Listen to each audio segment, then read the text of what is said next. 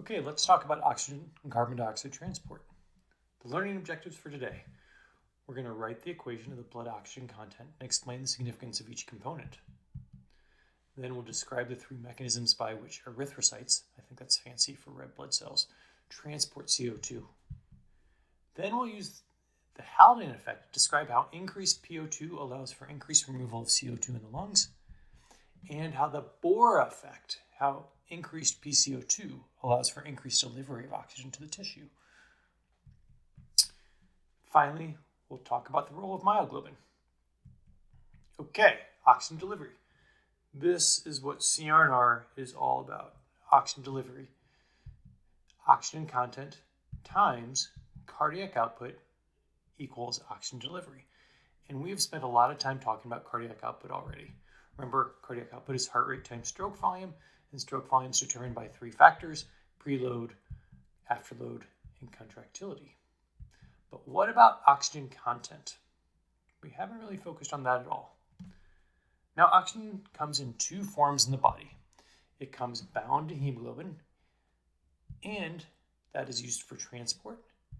And it also becomes dissolved in plasma, and that's what's used by the body when it has to consume oxygen for anaerobic metabolism. And these two things make up the oxygen content equation. So let's talk first about hemoglobin and oxygen bound together. Let's start with the oxygen that's bound to hemoglobin. I'm going to throw up a couple numbers here. 1.34 times hemoglobin times saturation of oxygen. Well, the amount of hemoglobin in the body kind of makes sense. How much hemoglobin you have helps determine how much oxygen you have, particularly if you think about how much hemoglobin is bound to oxygen, which is the saturation of oxygen. So what about this 1.34? Well, 1.34 is how many milliliters of oxygen can bind to 1 gram of hemoglobin. So it's this affinity factor. And sometimes you'll see 1.33, 1.34, 1.35, 1.36, and that actually is determined by the percentage of the different types of hemoglobin you have in your body. So this is the first part of the oxygen content equation. How much oxygen is bound to hemoglobin, and in turn, how much hemoglobin you have in your body. What about the partial pressure of oxygen? Well, that is 0.003 times the actual partial pressure of oxygen. This 0.003 is the solubility constant of oxygen. That's Henry's law for those of you who like physics. And this is really important. Most of the oxygen in your body is not, I'll say this again, is not free floating in the plasma. It is not dissolved in the plasma. It is actually bound to hemoglobin. So overall, the total amount of oxygen in your body is mostly bound to hemoglobin, and a very small percentage of it is free floating in the plasma. That said, it's that free floating soluble oxygen that the body uses for energy. Check this out.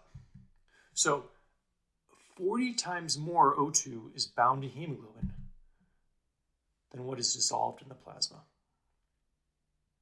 But again, even though you'll hear this all the time, you have to remember that this is the oxygen content, but what is actually important for the body to use is this partial pressure of oxygen dissolved in plasma. Okay, let's do a little bit more. Here's this first part of the equation. 1.34 milliliters of oxygen over grams of hemoglobin times the hemoglobin, which comes in grams of hemoglobin over deciliters of blood. This is horrible. Times the saturation of oxygen over 100. Plus 0.003 milliliters of oxygen over the millimeters of mercury times the deciliters of blood times the PO2 in millimeters of mercury. I hate this. And so I'm going to ask you to do this. What are the units for oxygen content? The only way you can do this is if you go back to 8th grade algebra and cross out like terms. But I'd like you to do this because this actually ends up helping you think about how to determine oxygen content. And this is a formula that you need to know. We may give you how much hemoglobin you have. We may give you how much saturation you have. And what the partial pressure of oxygen is, and then we're going to ask you, well, what is actual oxygen content in the blood? So I'll pause here while you actually figure out what are the units of oxygen content. It's kind of weird. Oxygen content is equal to milliliters of oxygen per deciliters of blood. I have no idea why it's deciliters of blood instead of liters of blood or milliliters of blood, but that's what it is. So it's the actual milliliters of oxygen per deciliters of blood. Okay, some questions to solidify this idea of where oxygen content is. Which bag here, 250 milliliters of packed red blood cells or 250 milliliters of fresh frozen plasma has more oxygen content? I'll take a drink of water while you figure this out. The answer is 250 milliliters of packed red blood cells. And this makes sense because remember, hemoglobin is a very important part of oxygen content, and the vast majority of oxygen is bound to hemoglobin. And packed red blood cells has a lot of hemoglobin in it, whereas fresh frozen plasma has 0 hemoglobin in it. Next question, which bag's oxygen content increases if oxygen is pumped into the bag? So imagine we open up those bags and we stick a little cannula in there and we just blow oxygen in there. Which bag's oxygen content increases? The answer is both, the bag of packed red blood cells and the bag of FFP.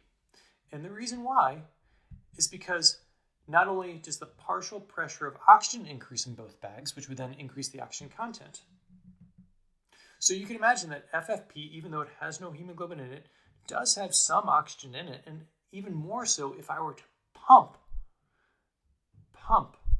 oxygen into that bag, that there would be a partial pressure of oxygen that would increase and the oxygen content would increase. But what you probably really wanted to say is which bag's oxygen content increases more if oxygen is pumped into the bag. And there, the answer is that packed red blood cells, because not only by pumping in oxygen do I increase the partial pressure of oxygen, but some of that oxygen is going to bind to hemoglobin and it's going to increase the saturation of hemoglobin in that bag of packed red blood cells. Before we go on anymore, this is all theoretical to get home the point that oxygen content is largely driven by the amount of hemoglobin and the amount of saturation in your bag. But of course, most bags of packed red blood cells and most bags of FFP actually don't have any oxygen in them at all because they're just sitting there dead. Okay, I love this one. Which bag has more oxygen content? A standard packed red blood cell bag of 250 milliliters or a packed red blood cell bag of pure fetal hemoglobin? Which one could hold more oxygen content? This requires another drink of water. The answer is the fetal hemoglobin. And why is that? Because remember, it's the type of hemoglobin that affects this factor at the beginning, this affinity factor, 1.34. And that 1.34 is the average for all humans. At least that's the one that we're using for all humans. Again, you'll see it 1.36. You'll see it other ones. But pure fetal hemoglobin will have a higher number. I don't know exactly what it is, but let's assume it's 1.4 milliliters of oxygen per gram of hemoglobin. So we've talked about this affinity factor, this constant that is determined by the actual hemoglobin itself. We've talked about the grams of hemoglobin in the blood, and that's just your hemoglobin count. And we've talked about the saturation. And this is largely what drives oxygen content, but there is a little bit more that is dissolved in plasma. We're going to move on to describe the 3 mechanisms by which erythrocytes transport CO2. This is not quite, at least to me, as intuitive. But I want to start here by saying that carbon dioxide is made in the tissues as a byproduct of metabolism. Carbon dioxide is released in the lungs. So if it's made in the tissues, it's got to get to the lungs somehow. And the red blood cells are key to transporting carbon dioxide from the tissues to the lungs. There are 3 modes of transport. The first part The first mode of transport is just carbon dioxide dissolved in the plasma. And this, again, is based on Henry's law, just like the amount of oxygen dissolved in plasma. And whereas there's a very small amount of oxygen dissolved in plasma, carbon dioxide has a higher amount dissolved in plasma than oxygen. It's about 4% of total carbon dioxide is dissolved in plasma. So that's mode number one. Carbon dioxide can be dissolved in plasma. Number two, it's bound to hemoglobin. You probably didn't know this, but carbon dioxide can be bound to hemoglobin, and we call that the carbonyaminohemoglobin. This will become important again when we talk about some laws in just a second. And the third mode of transport. I forgot about this. Here's a nice little picture of an erythrocyte. Again, that's a fancy word for a red blood cell. There's the hemoglobin right here, and carbon dioxide comes on, and it binds and it becomes carbonyaminohemoglobin. It's about 5% of the total carbon dioxide. So the vast majority of carbon dioxide is somewhere else. And where is that? The vast majority of carbon dioxide is smuggled as a bicarbonate ion. This is why the red blood cell is so important. That's where the carbonic anhydrase reaction happens that takes carbon dioxide and turns it into bicarbonate. And 91% of the total carbon dioxide is transported as a bicarbonate ion. So 3 modes of transport: dissolved in plasma based on Henry's law. Remember, carbon dioxide is more soluble than oxygen, so about 4% of carbon dioxide is transported in plasma. It can also be bound to hemoglobin. That's the carbaminohemoglobin. And finally, it can be smuggled as bicarbonate ion, and that's the vast majority of carbon dioxide. Let's dig into this one other way. Carbon dioxide transport. 4% of carbon dioxide is dissolved in plasma. Remember, that's Henry's constant. 5% is bound to hemoglobin, and the rest is based on the carbonic anhydrase reaction that occurs in the red blood cell. And that is 91% is smuggled as bicarbonate. Here, a hydrogen combines with hemoglobin, and then you get bicarbonate. And then once you get to the lungs, the exact opposite occurs. That dissolved oxygen, or that dissolved carbon dioxide floats freely into the alveoli. That carbonyhemoglobin becomes hemoglobin and CO2, and that CO2 then floats freely into the lung. And finally, you have a reverse from bicarbonate to CO2 based on a reversal of that carbonic anhydrase reaction. All of that goes together and releases carbon dioxide into the alveoli to be ventilated. Here's a little interesting fact that only 7% of carbon dioxide is released with each breath, so you actually continue to circulate a lot of your carbon dioxide. Let's talk about the Haldane effect and describe how a higher concentration of oxygen allows for increased removal of CO2 in the lungs. Let's look at this graph. Here we have PCO2 on the x-axis and the actual content of CO2 in the blood on the right axis. And as PCO2 goes up, so does the content of CO2. That kind of makes sense. And imagine Dr. Morton exercising. When Dr. Morton exercises, his muscles have a ton of CO2 and a ton of PCO2 and a ton of actual CO2 in the blood. But still, because of ventilation, he has less CO2 in his lungs than he does in his muscles. And it's this difference between the muscles and the lungs that allows for CO2 to be removed from the body. Now, what about the Haldane effect? Well, the Haldane effect is based on a few very important concepts. And I've got to write it out to make it clear. The first thing is that this curve is different in the lungs than it is anywhere else in the body.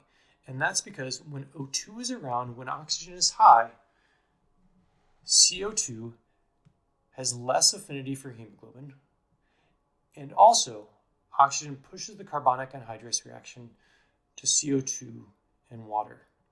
And because it has less affinity and there's more CO2 around, it allows for more CO2 to be removed from the lungs. So because of this, instead of a very small amount of CO2 being removed, you actually get a large amount of CO2 removed. And that's the Haldane effect. I'll try to say it again. Because oxygen, the Haldane effect just says that because oxygen is around in the lungs, CO2 is less likely to bind to hemoglobin. It's more likely to be on the CO2 and water side of the carbonic anhydrase reaction. And because of that, it allows for more removal of CO2 than would otherwise occur if oxygen wasn't around. That's the Haldane effect. Now let's go into the Bohr effect. The Bohr effect is actually just a reminder of what you learned about the oxygen dissociation curve before. How does PCO2 allow for increased delivery of oxygen? Let's do a thought experiment. Predict the P50 of this attractive man's pecs during strenuous exercise. Remember, P50 is the partial pressure of oxygen when 50% of the hemoglobin is saturated. Is the P50 higher or lower than normal? Well, imagine this man. He is hot and sweaty. He's got decreased pH. He's got increased PCO2. And his pecs are begging for more dissolved oxygen because he's working out. So the P50 is going to be higher. Remember, the P50, a higher P50, decreases the affinity of oxygen to hemoglobin, and this allows for more oxygen to be dissolved in plasma and be available for diffusion into the cells. You saw this when you thought about the oxygen dissociation curve. And in fact, the Bohr effect is just this rightward shift to a higher P50, i.e. less affinity for oxygen in hemoglobin, that occurs at the level of the tissue to allow for hemoglobin, or to allow for oxygen to fall off the hemoglobin and be available for dissolved oxygen to diffuse into the cells. So my pecs and the Bohr effect. Hydrogen and CO2 and O2 are in competition for hemoglobin. All three are in competition to bind for hemoglobin. Hydrogen and CO2 bind to hemoglobin, and that increased hydrogen and CO2 changes the conformation of hemoglobin, leading to decreased affinity of oxygen. The lung in the Bohr effect, the exact opposite way. Less hydrogen and CO2 in the pulmonary vein as compared to the pulmonary artery. And because of this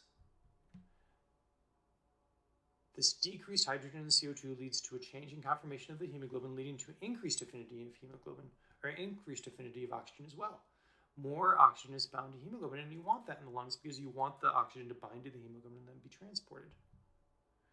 And the Bohr effect allows for increased oxygen and hemoglobin to be transported in the lung. So the Bohr effect says, 1, in the muscle, the hemoglobin conformation allows for oxygen to fall off the hemoglobin in the muscle, and in the lung, it allows for hemoglobin and oxygen to be bound together for transport. We'll finish up by describing the role of myoglobin in oxygen transfer and explain why it's effective. So, myoglobin is an iron and oxygen binding protein found in the muscle tissues. Why is it important? Well, answer this question, A through E. Is it a higher affinity for oxygen than myoglobin? Is it that it has a lower affinity for oxygen than hemoglobin? What about, is it a precursor to hemoglobin? Or is it just an excellent source of iron? Or finally, does it serve as a buffer in plasma? Think about it. Answer the question. I'll take a drink of water. The answer is A. Myoglobin is important because it has a higher affinity for oxygen than hemoglobin. Let's look at these two oxygen dissociation curves. This is hemoglobin, that classic sigmoid shape, and here's myoglobin. For a very, very small amount of partial pressure of oxygen, the majority of that oxygen is bound to the myoglobin. So why is that important? It's particularly important in the muscle. It's particularly important in the muscle because oxygen can be stored there for times when it's in desperate need to be released. So essentially, myoglobin is the safe for oxygen in the muscles. And when all the oxygen runs off the hemoglobin and you got none left in the hemoglobin, well then oxygen can be released from myoglobin and be consumed in aerobic metabolism. That's it. That's what you need to know about myoglobin. So, myoglobin stores oxygen in the muscles. During strenuous exercise, the body cannot deliver enough oxygen to the muscles. But oxygen can be released from the myoglobin to maintain aerobic metabolism because it's the safe for oxygen. Okay, let's go on to the bonus question. We have a 21-year-old woman who presents to clinic for her annual exam. She notes that she's been bleeding very heavily during each of her menstrual cycles over the past several months, using approximately 8 pads per day. She also is complaining of shortness of breath after her periods. She lives in Connecticut at sea level. Sea level is the air pressure is 760 millimeters of mercury. Her pulse is 90, her respirations are 14, and her blood pressure is 120/80. Her arterial oxygen saturation is 95% in room air. Here are her laboratory tests. And the question is which of the following is the current oxygen content for the patient's hemoglobin? I would encourage you to pause this and really try to answer it. I'll take a drink of water. And we'll go from there. So, everything you need to know is on this slide. First, you need to know the equation for oxygen content. And remember, the equation for oxygen content is the hemoglobin and oxygen bound together, the transport part of oxygen. That's this equation. And then the amount of oxygen that's dissolved in plasma, that's this very, very small amount. And within here, you find that you have hemoglobin of 8.6 grams per deciliter right here. The saturation's 95%. You find that in the question stem. Well, what about the PO2? How do you figure out the PO2 is 70 millimeters of mercury? Well, I can use this oxygen dissociation curve. Here is maybe 95% oxygen saturation. I go over here. Oh, look. It actually gives me a dot at 95%. I drop down, and I get a partial pressure of oxygen of 70 millimeters of mercury. Finally, it actually tells me what that constant is. 1 milliliter of oxygen per gram of hemoglobin is equal to 1.34. So I end up multiplying all these together, and I get 11.2 milliliters per deciliter. And that's the right answer. If you can't do that, please reach out to me and we'll work on it together. Okay, learning objectives. We want you to be able to write the equation for the blood oxygen content, explain the significance of each component, describe the 3 mechanisms by which red blood cells transport CO2, talk about the Haldane Effect, the Bohr Effect, and then talk about myoglobin, explain why it's important, particularly in aerobic metabolism. And with that, I bid you adieu.